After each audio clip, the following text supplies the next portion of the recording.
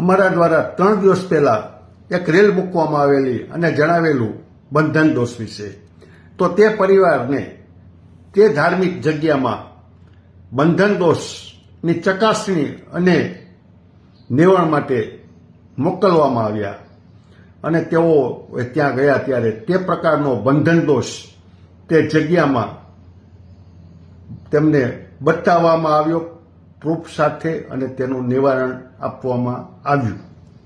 તો આમ અમારી ઓરાસ્કેના માધ્યમથી જે બાબતની જાણકારી અમે આપી હતી, અમારું પ્રિડિક્શન છે 100% સાચું પડ્યું. ઓરા સ્કેનર વડે સ્કેન કરતા બંધન દોષ મળ્યો અને તેઓનો ફેસ પણ આખો બદલાઈ ગયેલો હતો. અમે તેઓને અમારા પાસેથી જે હતી હનુમાનજીની રોટી, કે જેને આપ માદળિયું પણ કહો છો, તે અમે તેમને પહેરાવી અને પછી ચેક કરતા બંધન દોષ મળ્યો નહીં